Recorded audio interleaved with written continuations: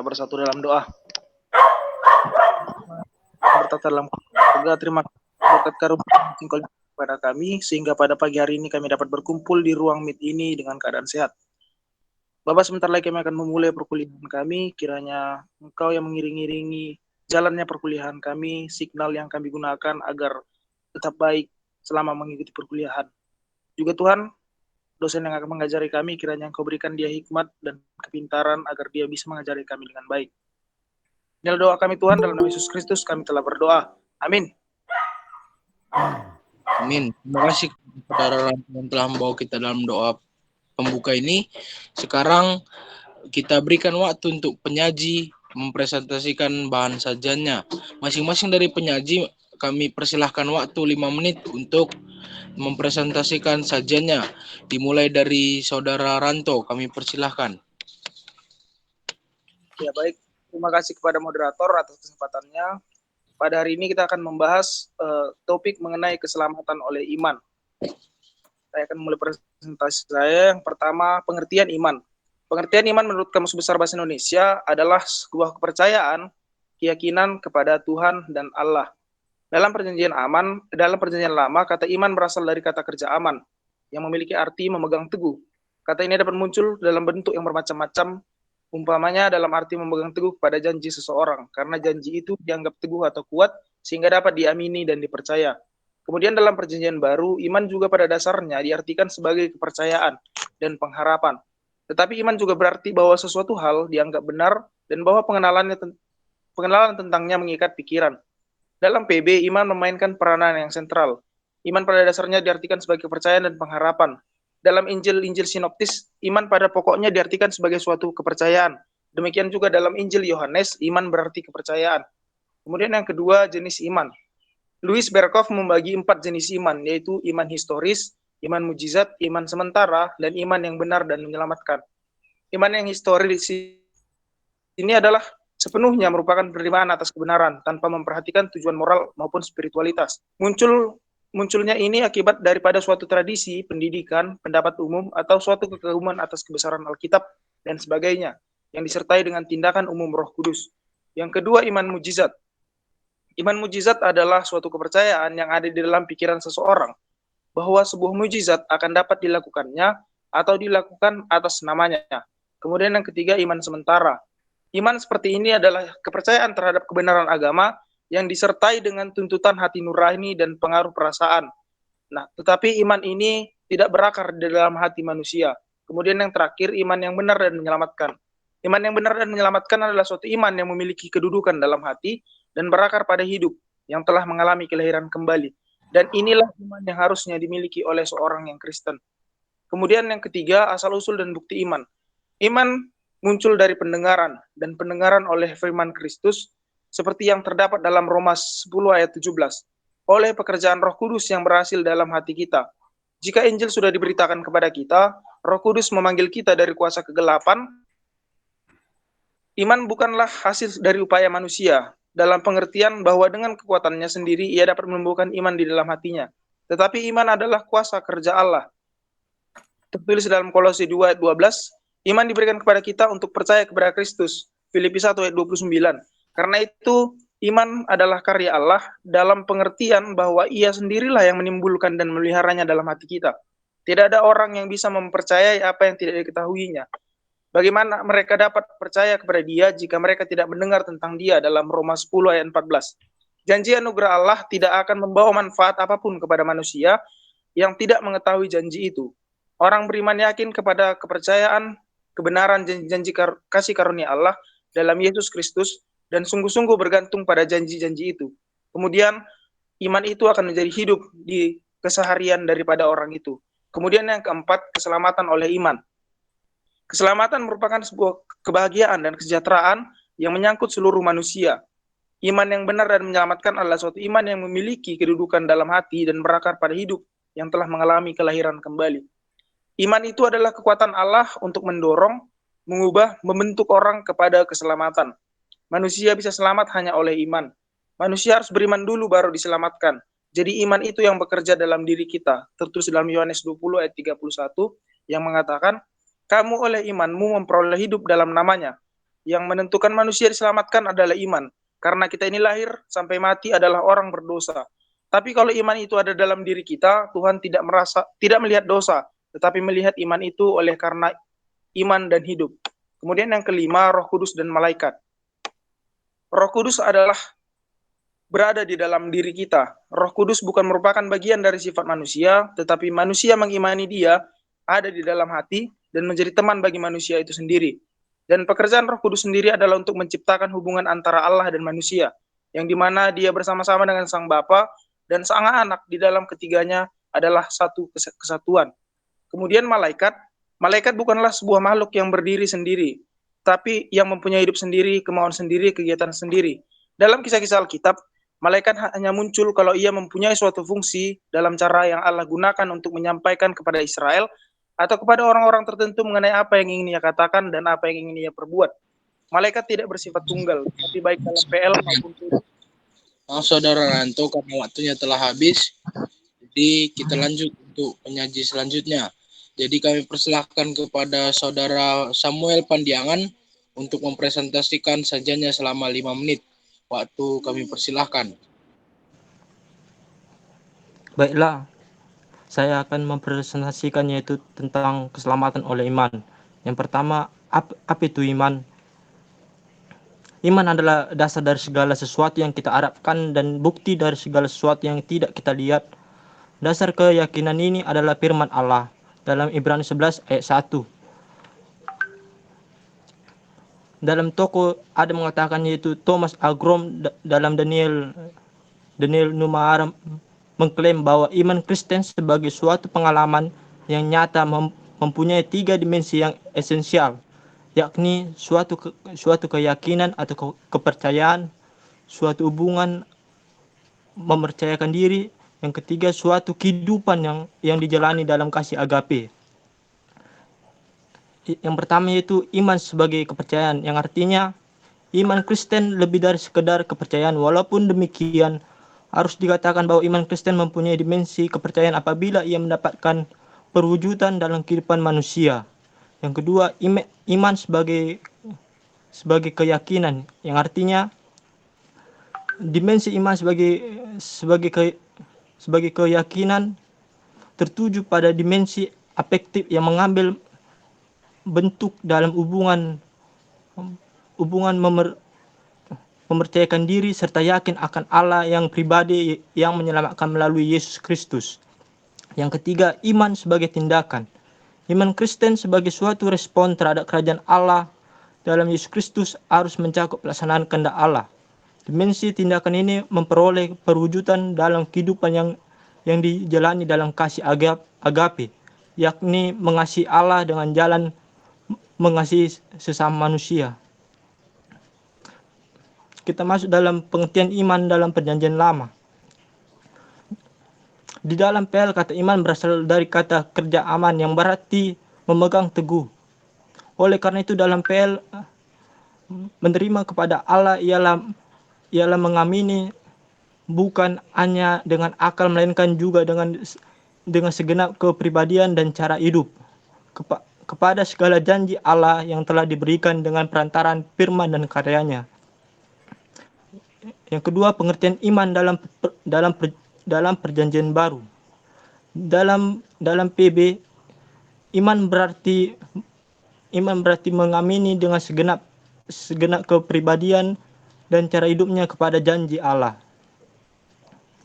bahwa ia di dalam Kristus telah mendamaikan orang berdosa dengan dirinya sendiri, sehingga segenap hidup orang yang beriman dikuasai oleh keyakinan itu. Kita masuk dalam asal-usul iman manusia. Iman bukanlah hasil upaya manusia, bukan dengan kekuatan sendiri ia menumbuhkan di hatinya. Tetapi iman itu adalah kuasa dari Allah. Kita bisa lihat dalam Kolose 2 ayat 12. Iman diberikan untuk percaya kepada Kristus sebagai karya Allah yang menjadikan iman itu ada dan memeliharanya dalam hati kita. Bukti iman yaitu kita hidup sebagai manusia baru, sebagai manusia yang sungguh merdeka, artinya sebagai manusia yang memandang dan taat kepada Yesus Kristus saja. Beriman dalam Kristus itu berarti hidup dalam persekutuan dengan Kristus. Kita masuk dalam akibat iman. Tujuan pemeliharaan dalam iman adalah keselamatan, yaitu kamu yang dipelihara dalam kekuatan Allah karena imanmu, sementara kamu menantikan keselamatan. Karena kamu telah mencapai tujuan imanmu, yaitu keselamatan jiwamu, dalam 1 Petrus 1 ayat 5. Allah juga datang kepada kita dengan janji-janjinya, di mana firman-Nya, dosa-dosamu telah diampuni, engkau adalah anak Allah, engkau adalah ahli waris kerajaanku. Kita masuk dalam pengertian Roh Kudus. Dalam perjanjian lama, istilah yang dipakai untuk kata roh ialah ruah. Istilah ini dipakai sebanyak 378 kali dalam perjanjian lama. Dalam hubungannya dengan Allah, istilah yang dipakai ialah roh Allah. Istilah juga berarti napas dihembuskan yang menjadi pusat kehidupan. Dan maaf kepada saudara Samuel karena waktu kita telah habis. Jadi kita lanjut untuk penyaji yang ketiga. Jadi kami persilahkan untuk saudari Wika mempresentasikan sajiannya selama 5 menit. Waktu kami persilahkan. Baik, terima kasih kepada moderator. Di sini saya akan menjelaskan sajian saya, yaitu keselamatan oleh iman. Apakah iman itu, mengapa keselamatan oleh iman, asal-usulnya pada manusia, bukti dan akibatnya, serta iman Roh Kudus malaikat samakah?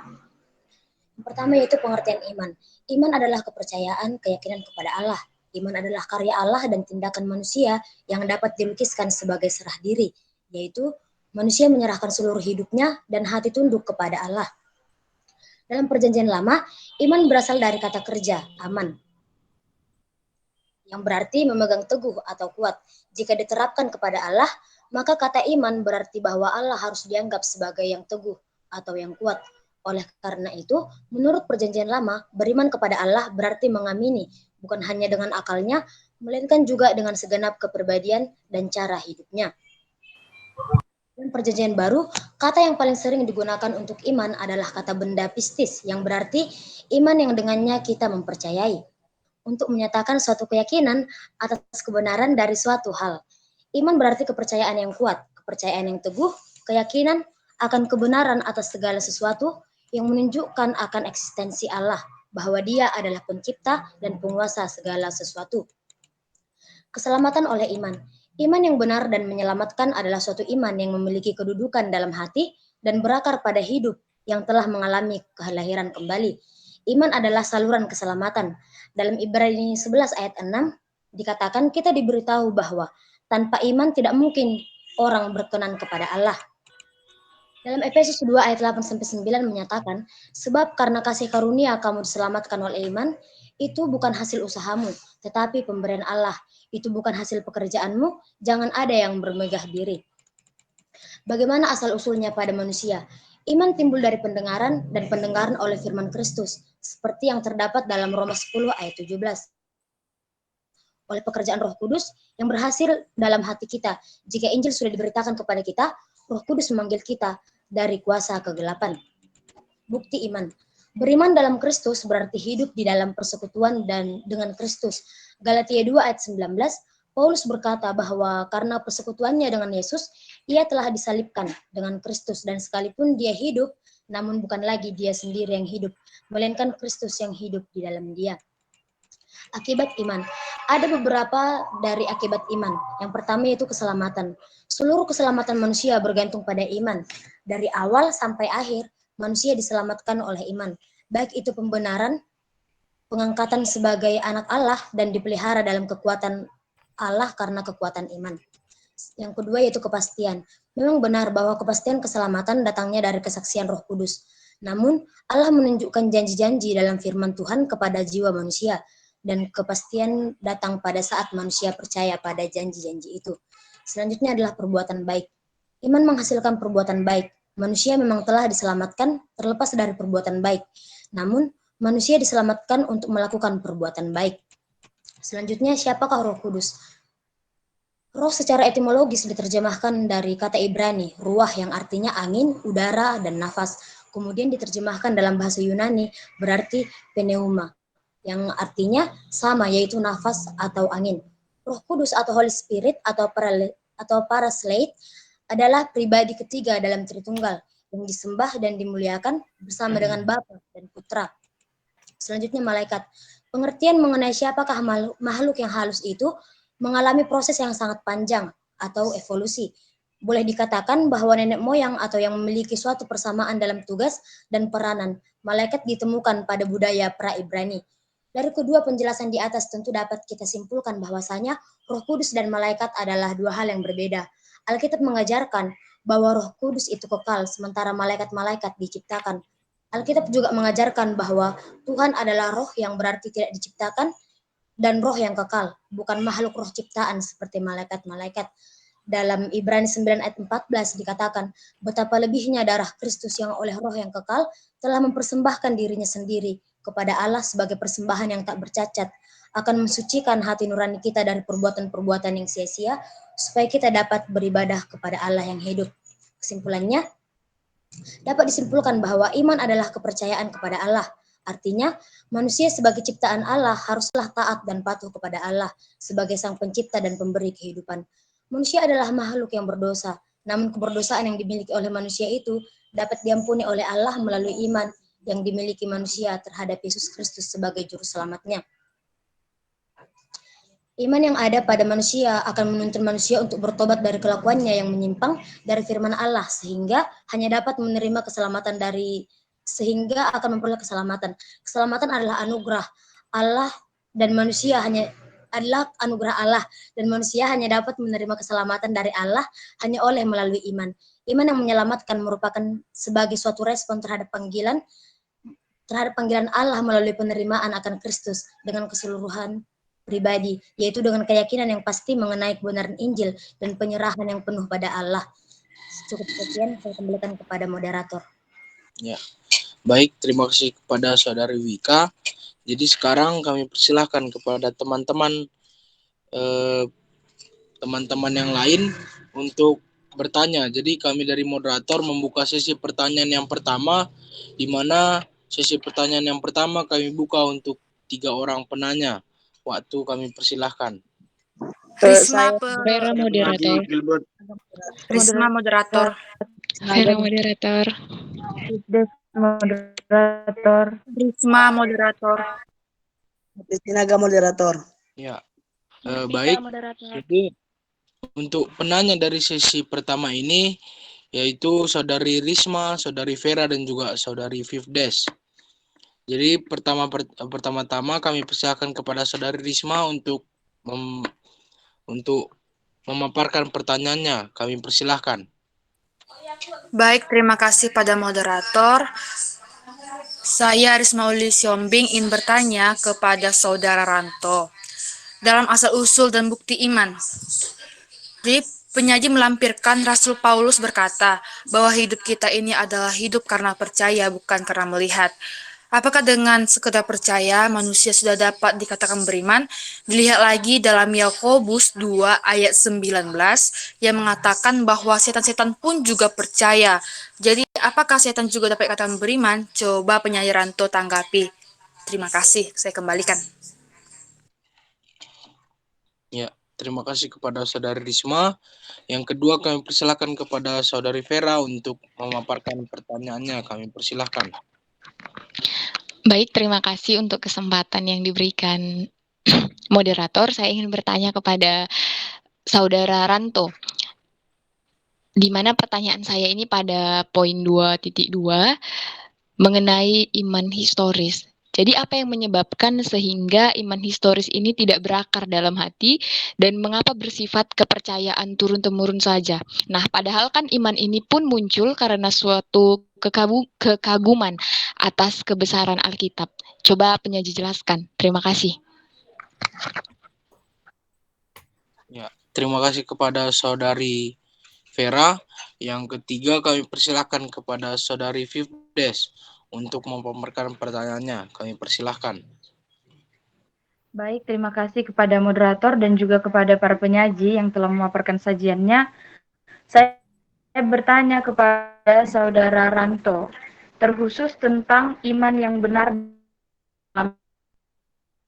sampai bahwa ditanamkan dalam diri manusia ketika ia mengalami kelahiran kembali. Nah, pertanyaan saya, apakah kelahiran kembali ini menjadi sesuatu yang pasti bagi manusia? Lantas bagaimana apabila manusia itu tidak mengalami kelahiran kembali? Apakah dia tidak menerima benih iman itu sesuai dengan penjelasan yang tadi penyaji telah sampaikan? Terima kasih.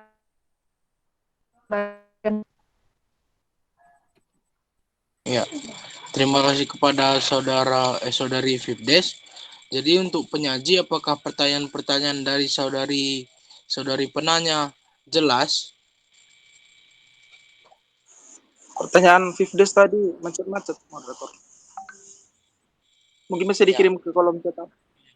Jadi untuk para penanya diharapkan untuk mengirimkan pertanyaan di kolom chat sehingga para penyaji dapat membaca pertanyaannya. Terima kasih. Jadi sekarang kami persilahkan kepada saudara-saudari penyaji untuk menjawab dari pertanyaan-pertanyaan dari saudari penanya. Kami persilahkan.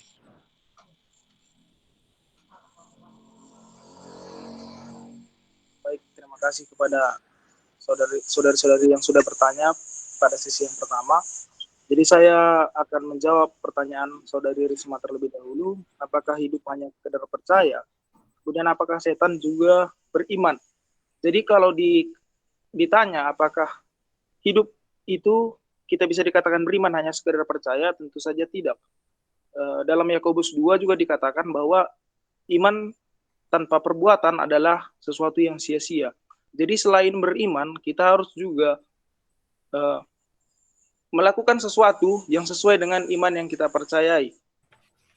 Seperti yang sudah dijelaskan dalam Yakobus 2 tadi ya, iman tanpa perbuatan adalah sia-sia. Kemudian apakah setan juga beriman? Saya sebenarnya tidak berani ya menjawab pertanyaan apakah setan juga beriman. Tetapi dari yang pernah saya dengar dan juga yang pernah saya baca bahwa karena setan ini adalah makhluk diciptakan oleh Tuhan, maka dia juga mempercayai bahwa Tuhan itu ada. Kemudian yang kedua, untuk pertanyaan saudari Vera, apa yang menyebabkan iman historis tidak berakar dalam hati padahal iman ini bersifat alkitabiah? Jadi iman yang historis adalah seperti yang dijelaskan dalam sajian adalah iman yang berasal daripada sejarah-sejarah, pelajaran-pelajaran yang ada di dalam suatu agama begitu ya. Jadi hal ini bisa disebut kalau kita contohkan, contohnya seperti pengakuan iman rasuli itu adalah pengakuan iman yang kita pelajari, yang kita ketahui dari pelajaran-pelajaran kita di dalam agama. Tetapi belum tentu pengakuan iman rasuli itu mengakar dalam hati kita. Belum tentu kita benar-benar bisa memahami apa yang dikatakan dalam pengakuan iman rasuli itu. Jadi kurang lebih seperti itulah yang disebut sebagai iman historis ini. Kita mempercayai pengakuan iman rasuli, kita mengakui, tetapi pengakuan iman rasuli itu sendiri tidak berakar dalam diri kita. Kira-kira seperti itu. Kemudian yang ketiga, untuk pertanyaan saudari Fides, apakah kelahiran kembali menjadi sesuatu yang pasti?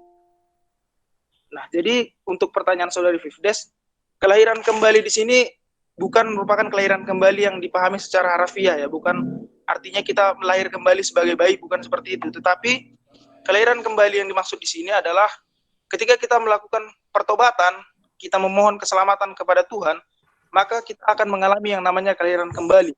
Kemudian benih daripada iman itu akan tertanam di dalam diri kita, kemudian kita sendirilah yang akan menumbuhkannya untuk menjadi iman yang benar dan menyelamatkan seperti dijelaskan dalam sajian tadi. Demikian jawaban saya, mungkin teman-teman yang lain bisa menambahi. Terima kasih. Baik, terima kasih kepada saudara Ranto. Jadi kepada saudara Samuel dan juga saudara Wika, apakah ada tambahan jawaban? Kami persilahkan.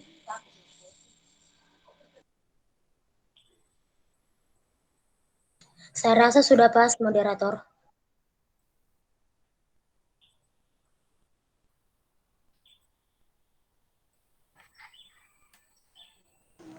Jadi kepada saudari penanya, apakah semua pertanyaan-pertanyaan tadi telah dijawab dan apakah sudah pas dengan jawaban-jawaban dari saudara penyaji? Dari saya sudah, moderator. Terima kasih kepada penyaji Ranto.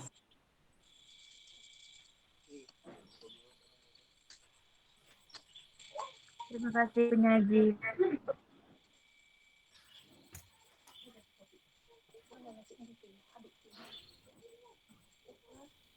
Baik, saya rasa sudah cukup untuk sesi 1. Jadi sesi 1 kita tutup. Sekarang kita buka untuk sesi pertanyaan yang kedua dengan 3 orang penanya. Waktu kami persilahkan. Saya moderator Hatni Saya Sinaga. moderator Gilbert. Nurpita moderator. Gilbert moderator. Saya moderator Hatni Sinaga. Ya, jadi untuk sesi kedua ini penanya Saudari Hotni, Saudara Gilbert dan juga Saudari Nurpita. Pertama-tama kami persilakan kepada Saudari Hotni untuk memaparkan pertanyaannya. Terima kasih kepada saudara moderator. Di sini saya bertanya kepada saudara penyaji Ranto Purba. Di dalam sajian saudara ada dituliskan di 2.2 beberapa jenis iman, bagian C, iman sementara. Iman seperti ini adalah kepercayaan terhadap kebenaran agama yang disertai dengan tuntutan hati nurani dan pengaruh perasaan tetapi tidak berakar dalam. Pertanyaan saya, coba penyaji saudara Ranto jelaskan mengapa disebut tidak berakar dalam, padahal kan iman sementara ini adalah kepercayaan terhadap kebenaran agama yang disertai oleh tuntutan hati nurani dan perasaan. Terima kasih. Baik, terima kasih kepada Saudari Hotni. Mungkin untuk pertanyaan bisa dikirimkan di kolom chat agar penyaji bisa membaca pertanyaannya dan lebih mengerti. Kemudian yang kedua kami persilahkan kepada Saudara Gilbert untuk memaparkan pertanyaannya. Kami persilahkan. Baik, di sini saya ingin bertanya kepada Saudara Samuel Pandiangan dan Saudara Ranto. Di mana pertanyaan untuk Saudara Samuel Pandiangan, untuk Samuel Pandiangan saya bertanya, apakah malaikat itu ada? Kalau ada, apa faktanya? Untuk Saudara Ranto, saya ingin bertanya dari 2.5 tentang keselamatan. Di sini dikatakan dosa tidak dapat dihapus dengan berbuat baik dan melakukan tata cara agama. Karena perbuatan baik tidak relevan dengan masalah keterpisahan Allah dan manusia, yaitu masalah dosa. Pertanyaannya adalah, jika perbuatan baik dan melakukan tata cara agama tidak dapat menghapuskan dosa, lantas apakah yang harus kita lakukan di dunia ini untuk memperoleh keselamatan dari iman? Terima kasih. Terima kasih kepada Saudara Gilbert. Untuk pertanyaannya supaya lebih jelas bisa dikirimkan di kolom chat agar penyaji bisa membaca pertanyaannya lebih jelas. Dan yang terakhir kami persilahkan kepada Saudari Nurpita untuk memaparkan pertanyaannya. Kami persilahkan. Baik, terima kasih kepada moderator. Di sini saya ingin bertanya kepada penyaji Samuel dengan pertanyaannya, bagaimana tolak ukur bagi kita untuk mengetahui iman tersebut sudah menjadi iman yang tetap, bukan iman yang sementara seperti yang sudah disajikan penyaji. Demikian pertanyaan saya kembalikan kepada moderator. Baik, terima kasih kepada Saudari Nurpita. Untuk pertanyaannya bisa dikirim di kolom chat sehingga penyaji bisa lebih jelas membaca pertanyaannya. Sekarang kami persilahkan kepada saudari penyaji untuk menjawab pertanyaan-pertanyaan dari saudara-saudari penanya. Kami persilahkan. Baiklah, saya akan menjawab dari pertanyaan dari saudara Gilbert, apakah malaikat itu ada dan apakah itu faktanya. Saya akan menjawab yaitu malaikat itu ada. Faktanya yang pertama, malaikat kadang tidak bisa dibedakan dari manusia. Yang kedua, malaikat memiliki bahasa sendiri. Yang ketiga, malaikat tidak maha tahu. Dan saya akan menjawab pertanyaan dari saudara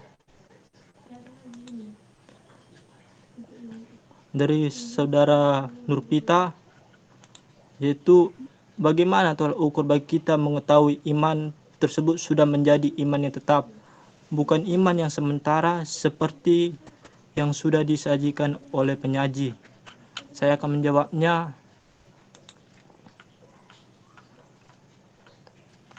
yaitu yang pertama, menjalankan perintah Allah dan menjauhi larangannya. Yang kedua, mempunyai malu, yang artinya malu di sini maksudnya adalah malu jika melakukan sesuatu yang dilarang oleh Allah. Yang ketiga, hidup selalu bersyukur. Yang keempat, sabar menghadapi musibah, sabar menghadapi masalah, dan sabar melakukan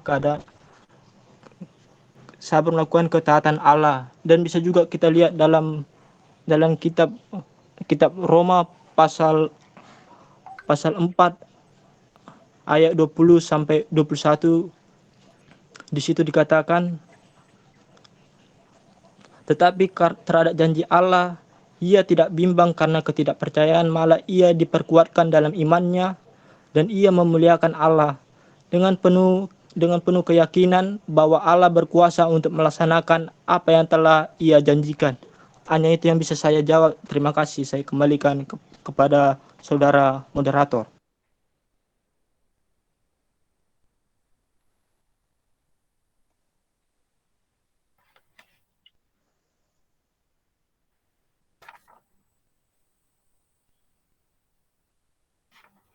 Suaranya Mic-nya tidak terdengar, moderator.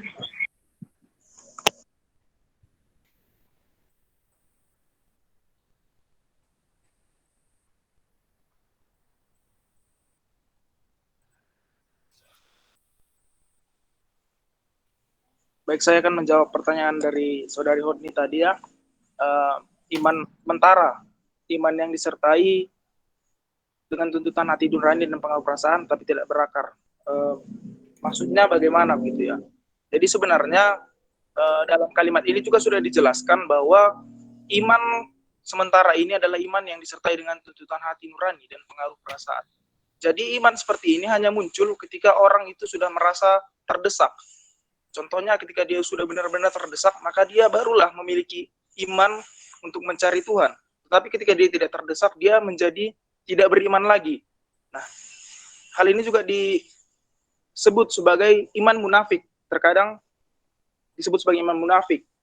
Karena dia tidak berakar di dalam hati. Karena dia hanya muncul ketika kita benar-benar merasa sesak, merasa membutuhkan kuasa Tuhan, barulah kita beriman. Tapi ketika kita tidak membutuhkan kuasa Tuhan, kita menjadi seorang yang tidak beriman kembali. Itulah yang dinamakan iman sementara. Kemudian, untuk pertanyaan dari saudara Gilbert, jika perbuatan baik dan mengikuti tata cara agama tidak dapat menyelamatkan, jika melakukan tata cara agama tidak dapat menyelamatkan, lantas apa yang harus dilakukan? Ya, tidak perlu kita pungkiri bahwa sebenarnya perbuatan baik ini belum tentu berdasarkan pada iman yang benar dan menyelamatkan. Ketika perbuatan baik ini sifatnya adalah relatif gitu ya. Jadi ketika kita melakukan hal yang baik kepada orang yang salah, maka kita akan tetap dianggap baik walaupun apa yang kita lakukan itu salah. Karena kita melakukannya pada orang yang salah begitu. Nah, jadi ketika kita memiliki iman yang benar dan menyelamatkan, maka iman itu akan mengajari kita untuk tahu yang mana yang benar, dan yang mana yang salah. Maka hanya dengan imanlah kita bisa melakukan hal yang benar dan mendapatkan keselamatan, karena iman yang baik dan iman yang benar dan menyelamatkan tadi. Demikian, jika ada teman yang lain yang ingin menambahi, dipersilahkan. Terima kasih.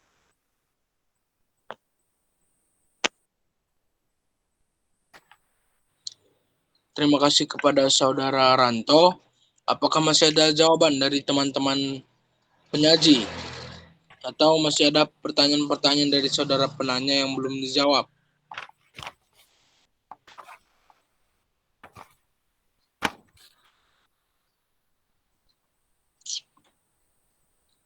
Baik, mungkin sudah tidak ada.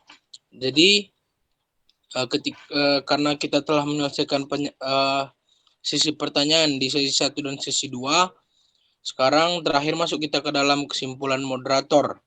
Jadi kesimpulan dari kami moderator, secara keseluruhan iman dapat dipahami sebagai suatu kepercayaan seseorang manusia kepada sesuatu. Iman Kristen yang benar adalah iman yang memiliki kedudukan dalam hati dan berakar pada hidup yang telah mengalami kelahiran kembali.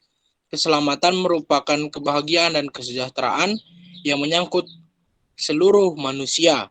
Untuk memiliki iman yang menyelamatkan, kita dituntut untuk mencintai kebenaran dari Injil dan merindukan untuk hidup di dalamnya. Keselamatan adalah anugerah Allah dan manusia hanya dapat menerima keselamatan dari Allah hanya melalui iman. Iman yang menyelamatkan merupakan suatu respon terhadap panggilan Allah melalui penerimaan akan Kristus dengan keseluruhan pribadi, yaitu dengan keyakinan yang pasti mengenai kebenaran Injil dan penyerahan yang penuh pada Allah di dalam Kristus bagi keselamatan manusia. Iman yang benar dan menyelamatkan merupakan suatu iman yang memiliki kedudukan dalam hati dan berakar pada hidup yang telah mengalami pembaharuan, sehingga dapat dikatakan iman bersifat dinamis. Namun, iman yang tidak menghasilkan buah yang baik bukanlah iman yang sejati. Sekian kesimpulan dari moderator. Jadi terima kasih atas sajian dari saudara-saudari penyaji dan juga pertanyaan-pertanyaan dari saudara-saudari penanya. Sekarang kami persilahkan Bapak dosen untuk memberikan kesimpulan kepada kami. Terima kasih. Baik, terima kasih. Nah, yang pertama-tama mengenai sajian ini dulu, saya melihat sajian khusus ya Ranto ya,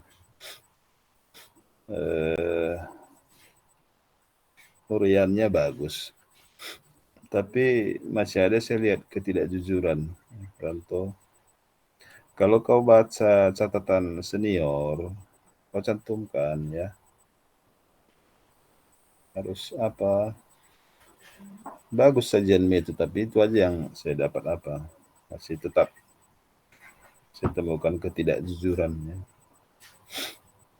Cantumkan aja, nggak masalah itu. Nah, kemudian yang lain-lain, siapa tadi?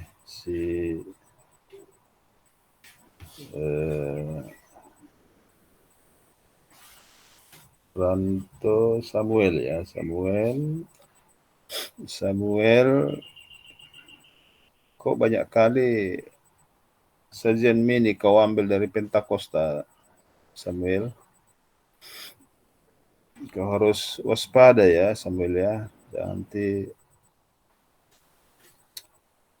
kau pernah ikut-ikut Pentakosta, Samuel? Kadang, Pak. Oh, pantaslah. Harus hati-hati ya, hati-hati. Iya, Pak. Apalagi bukumu kau bikin pula baptisan Roh Kudus ya kan. Nah, kemudian si Wika ini saya lihat sajiannya dengan cara meresponnya, saya lihat mati pemahamannya. Ini artinya sajian ini copy paste ini. Kalau tidak copy paste dari sajian, copy paste dari buku. Gimana ya? Maksud saya dia tidak mengetikkan, tapi mengcopy. Tengok misalnya, dari manapun itu ya. Kopikan, pastikan, kopikan, pastikan. Begitu cara kerjamu ya, Wika? Tidak, Pak. Kok tidak? Senyum kau. Siapapun begitunya, si Samuel pun begitunya cara kerjanya. Banyak dia kopikan, pastikan. Tidak ada saya lihat jari-jarinya ngetik. Si Ranto ada jari-jarinya ngetik. dari huruf itu pun kan kelihatannya itu. Nampaknya dari huruf itu. Terus munculnya itu. Apalagi kalau ada huruf kita beda-beda. Jadi jangan gitu-gitu ya. Nanti gara-gara ini kita bikin lagi nanti tulis tangan semua. Gara-gara kalian. Ntar dulu ya.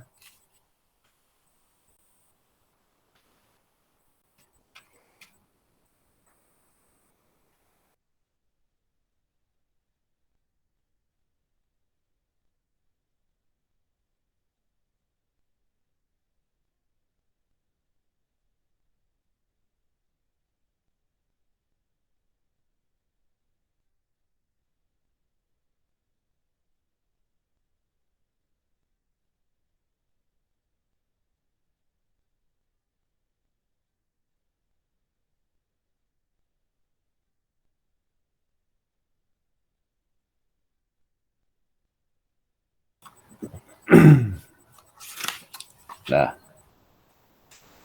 oke lah.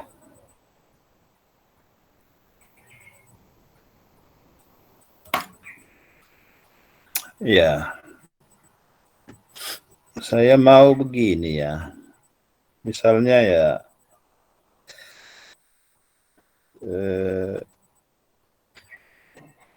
kalau ada misalnya apa, misalnya keluargamu yang punya pembantu yang Islam, entah bibi-bibi yang nggak sekolah, coba kau tanya dulu dia, apa artinya iman di agama Islam, bilang. Dia bisa menjelaskan. Ya. Tapi coba kalau misalnya tiba-tiba kau ditanya oleh si pembantu itu, sama kalian apa wika iman, katanya. Bagaimana lah kau menjelaskan itu?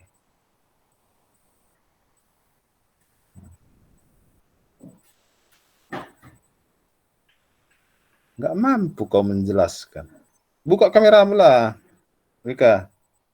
Samuel, buka kamera. Gimana kau menjelaskan itu? Misalnya tiba-tiba lah, ya.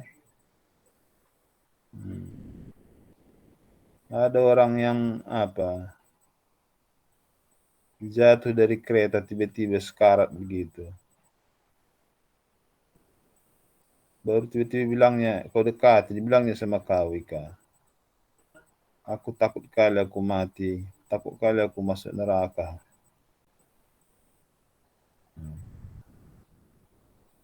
Apalah jawaban kau?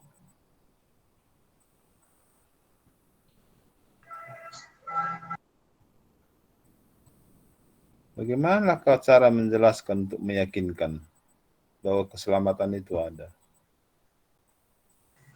Ya baik, mungkin saya akan menjelaskan Pak bahwasanya keselamatan itu memang ada. Karena iman adalah sebuah kepercayaan. Apa itu iman katanya? Iman itu adalah perbuatan kita, Pak. Karena kan dibilang kalau iman tanpa perbuatan. Stop. Jadi itu tadi ya. Orang udah mau mati perbuatan kita, kau bilang pula. Udah mau mati dia. Iman perbuatan gitu. Gimana apalagi mau dia perbuat udah mati, orang mau mati. Tinggal 5 detik lagi mati dia. Perbuatan kau bilang lagi. Orang udah sekarat. Jadi gitu-gitu maksudnya ya. Jadi tidak boleh copy paste. Tidak boleh.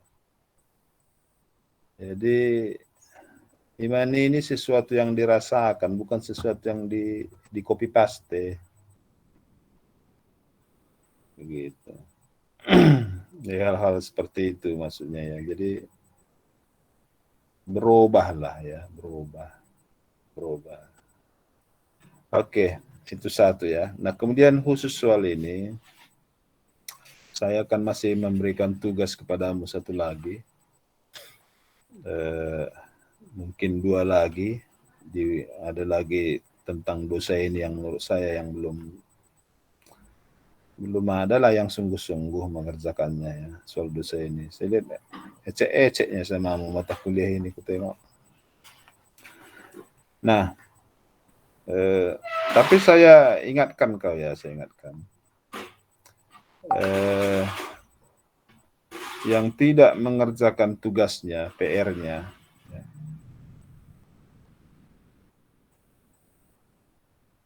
itu akan diberikan sanksi nilai maksimal B.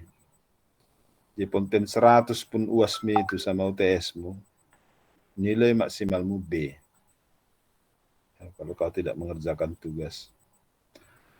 Karena aku nggak percaya dengan sajianmu itu. Nggak percaya. Aku hanya ingin mengetahui kau dari tugasmu itu. Siapa kau? Gitu. Jadi kalau kau tidak mengerjakan tugasmu, itulah yang kau dapat. Nilai maksimal B. Jadi tugas ini banyak ya, banyak. Jadi saya sudah bikin urutkan itu di kertas nilai ya. Di kertas nilai ini saya sudah urutkan panjang. Satu-satu saya akan masukkan tugasmu itu ke dalam. Nah, kemudian khusus untuk apa? Menjelaskan tentang ini, memadu dosa dan iman ini, saya butuh waktu panjang. Saya harapkan minggu depan ini bisa kita lakukan. Jadi minggu depan saya akan berikan penjelasan agak panjang tentang ini. Solusinya supaya bisa ini dicapai, maka kita harus gabung kelas. Gabung kelas. Tadi saya sudah bicara dengan anak PAK. Mereka oke. Kita akan masuk minggu depan jam 6.30 sampai jam 9.00. Ya. Jadi kita gabung 6.30 sampai 9.00. Kita harapkan nanti, karena mereka menyaji cuma 1 orang, kalian mungkin 3, kita harapkan penyajian itu selesai semuanya dengan diskusi 1 jam. Jadi ada waktu bagi saya 1,5 jam ya, untuk menjelaskan ini, ya, menjelaskan topik ini. Kenapa? Kemarin saya katakan kepadamu, kalau kau sudah paham betul dosa dan iman ini, maka sebetulnya kau sudah bisa berkhotbah. Kau sudah bisa mewartakan, mengajarkan keselamatan Kristen itu bagaimana. Dan yang kau ajarkan itu adalah ajaran yang benar, karena bersumber dari Alkitab. Untuk kedua poin ini, kita tidak boleh memahami menyimpang dari Alkitab. Ajaran kita harus benar-benar murni kitab suci. Kenapa? Karena kitab suci itu adalah kanon. Dan bukan manusia, bukan gereja yang pertama-tama mengkanonkan Alkitab. Bukan. Tapi yang mengkanonkan Alkitab adalah Allah sendiri. Lalu kemudian, ya, Yesus Kristus menegaskan kanon itu.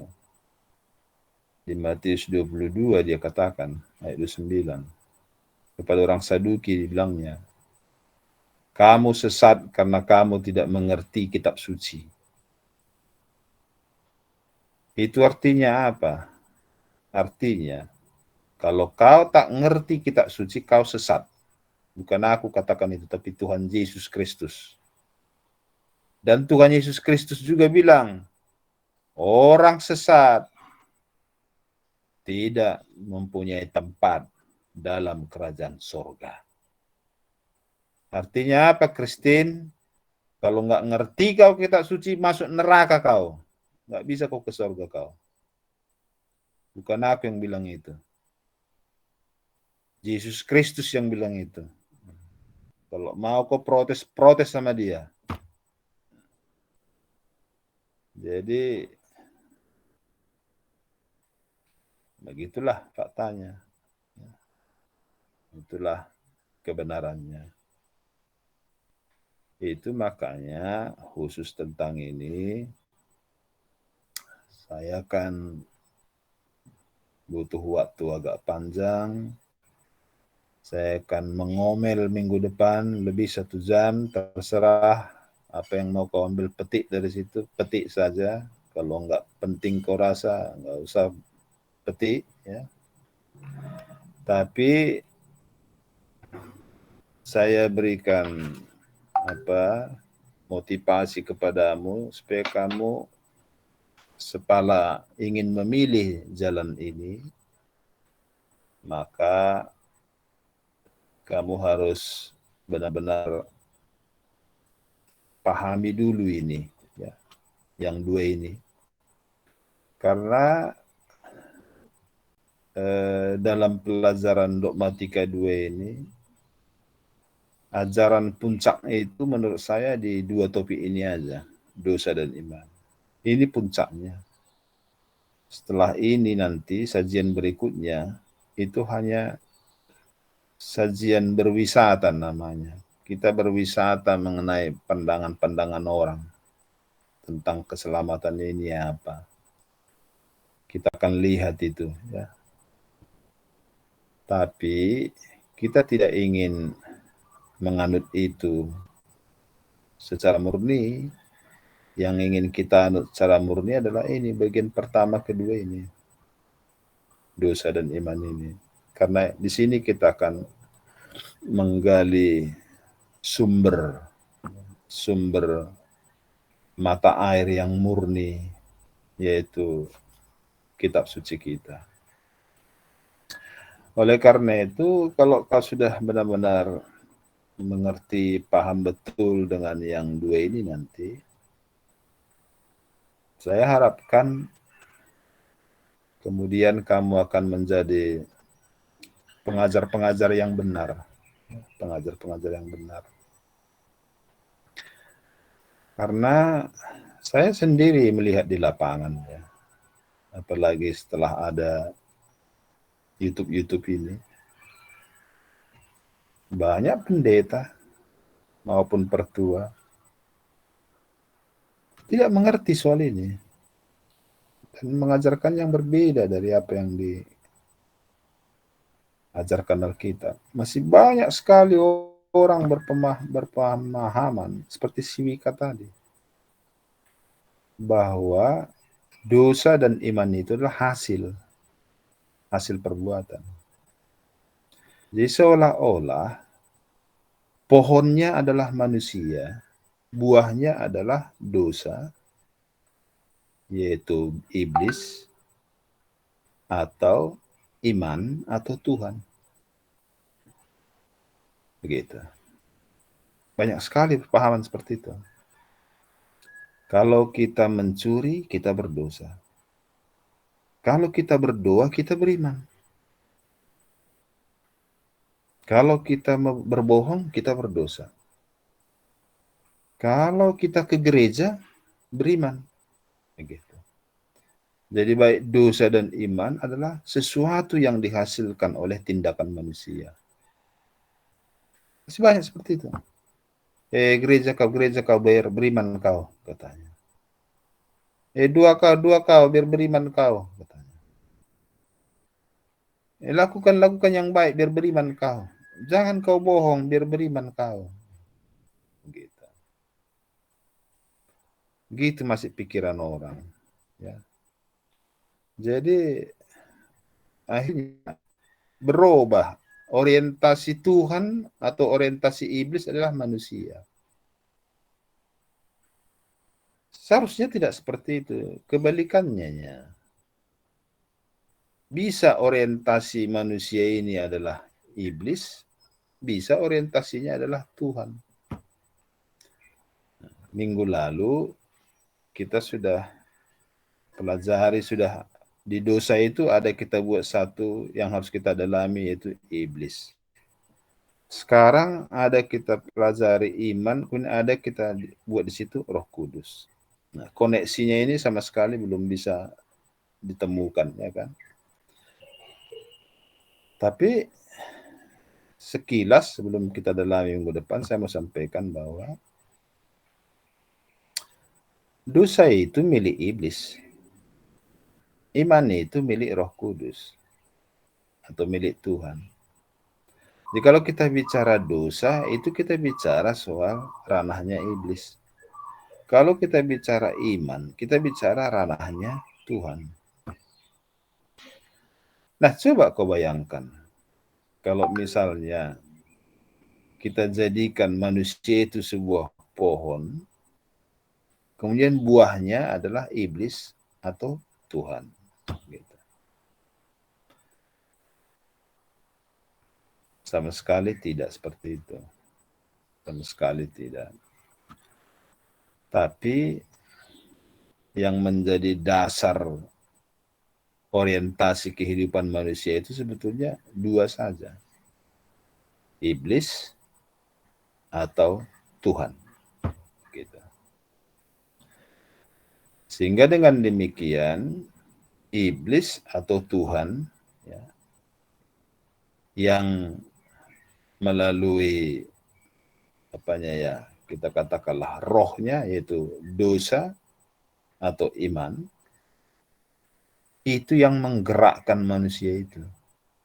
Jadi dia dosa, akarnya digerakkanlah manusia itu yang berakar pada dosa itu untuk melakukan ya, kita katakanlah berbagai-bagai kejahatan. Begitu pula di sini.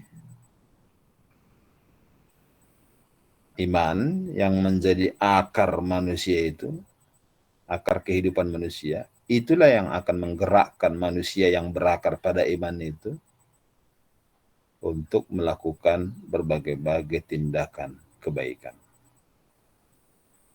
Atau apa yang kena pada. Jadi yang tadi, manusia yang berakar pada dosa melakukan tindakan-tindakan yang berkenan kepada iblis. Sementara di satu lagi, manusia yang berakar pada iman akan didorong untuk melakukan berbagai-bagai tindakan yang berkenan kepada Tuhan. Jelasnya kedengaran suaraku? Jelas, Pak. Jelas, Pak. Oke. Nah, Jelas, Pak. karena aku tengok si Amos disendengkannya kupingnya ke laptop yang kurang jelasnya suara aku. Mungkin volume laptopmu kurang kuat, Mos. Jelas, Pak. Jelas, Pak. Jelas ya. Oke, aku ya. Nah, jadi untuk persiapan minggu depan, ya saya lihat dari daftar tugas yang masuk memang lebih banyak yang mengumpulkan daripada yang tidak, ya.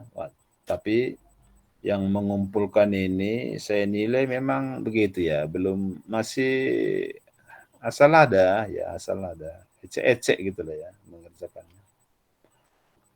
Nah, jadi untuk ini, khusus untuk dosa ini, saya belum temukan ada dari antara kamu yang benar-benar bisa menggambarkan, karena belum menemukan ayatnya ya, ayat kuncinya, menggambarkan sebetapa ngeri, betapa hebat, betapa besar kekuasaan dosa itu, seberapa hebat dia.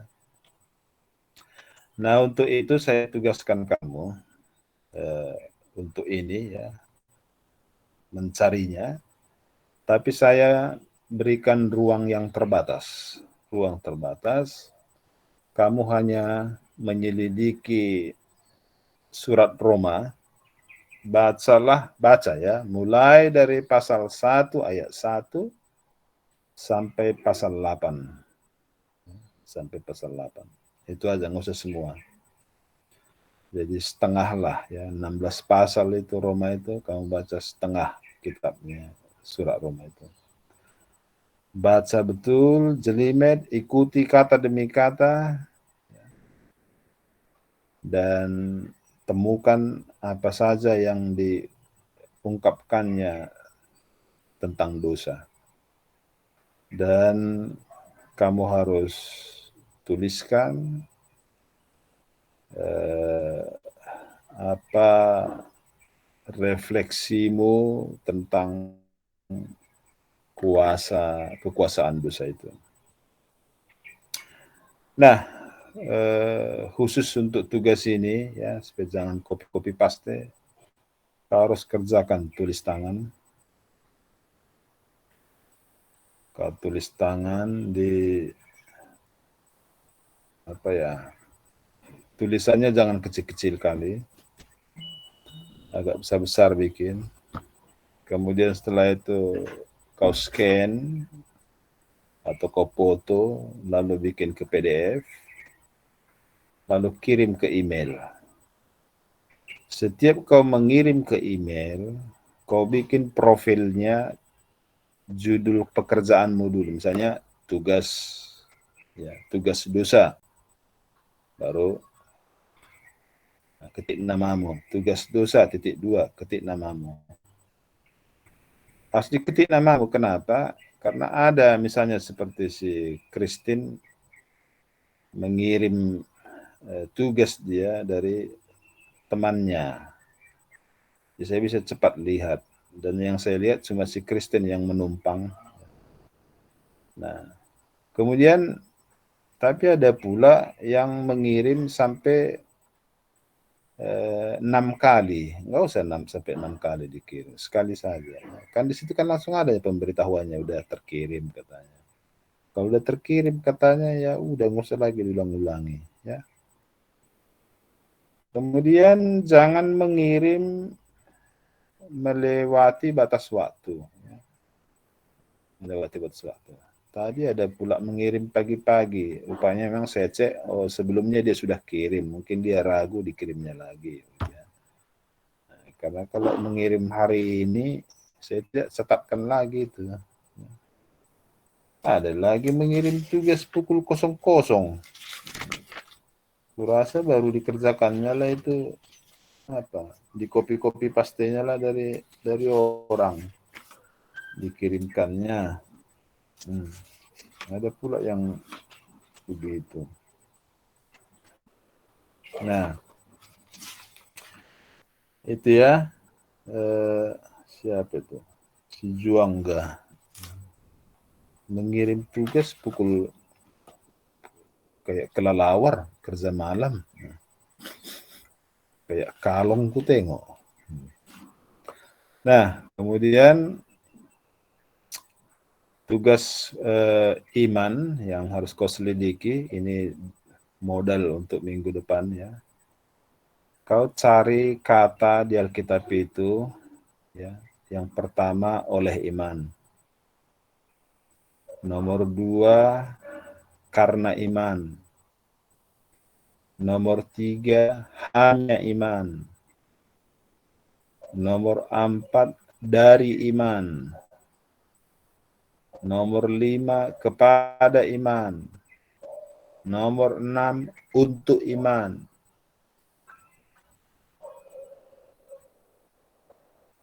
Yang ke-7 iman. Ada embel-embelnya iman gitu aja. Iman. Nggak ada embel-embel kata-kata apa tadi itu? Kata-kata apa itu? Kata-kata keterangan tadi ya. Nah, kemudian itu 7 ya. Yang ke-8 adakah di Alkitab kata tanda petik melalui iman tutup petik tanda tanya ya, dalam kurung ya, cari dan berikan tanggapan. Tutup kurung. Jadi ada 8. Ya. Oke. Setiap kau temukan kata itu,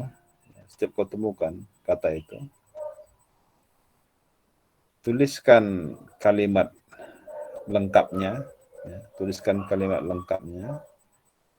lalu garis bawahi kata itu, lalu berikan kesanmu, penjelasanmu tentang kata itu, makna kata itu. Berikan penjelasanmu terhadap makna kata itu. Nah, sekali lagi, kau jangan tafsir-tafsir. Jangan tafsir-tafsir. Apa yang tertulis di situ, itu saja yang perlu kau jelaskan.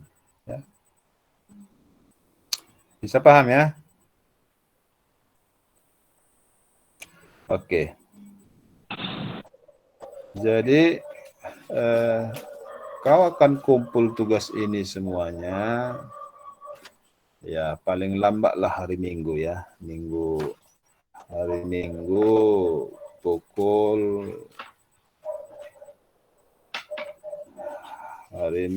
pukul 7 lah ya, pukul 7. Hari Minggu pukul 7.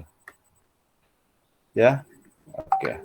Jadi jangan tidak mengerjakan, ya, harus dikerjakan.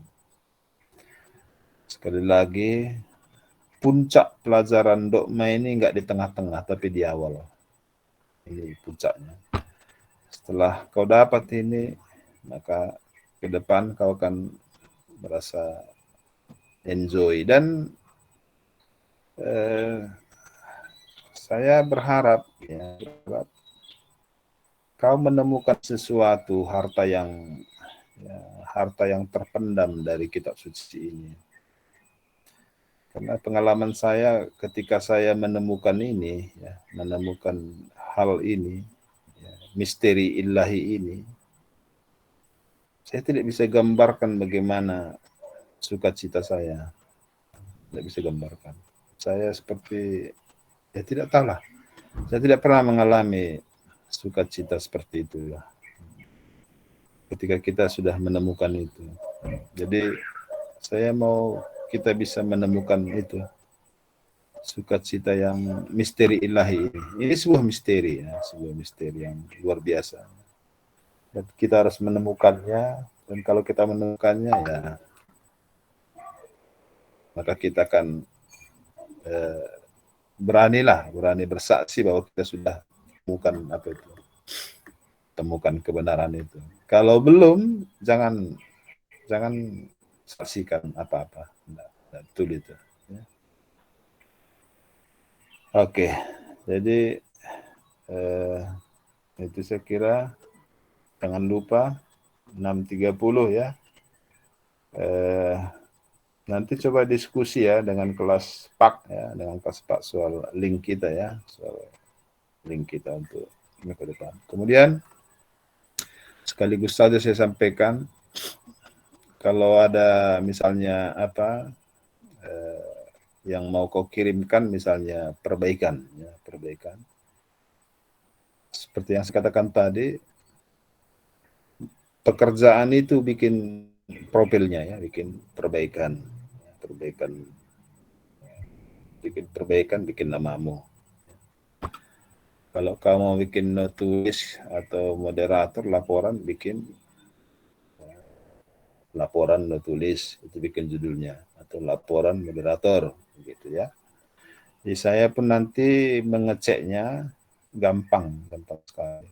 Karena saya kan cek dari email, saya hanya ketik misalnya laporan tulis, maka muncullah dia semua di situ. Gitu ya. Muncul tanggalnya, muncul jamnya kan. Jadi saya bisa dapat semuanya. Jadi lebih cepat pekerjaan saya begitu ya. Bisa paham ya? Pak.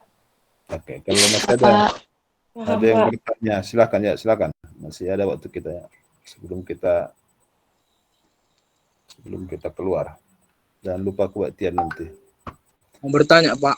Silakan ya. Untuk laporan moderator, kapan terakhir dikumpul, Pak? Ya, di situ nggak ada, belum ada disampaikan kemarin. Belum ya? Kita Belum, bikin aja, apalah, kita bikin maksimal ya, maksimal 2 minggu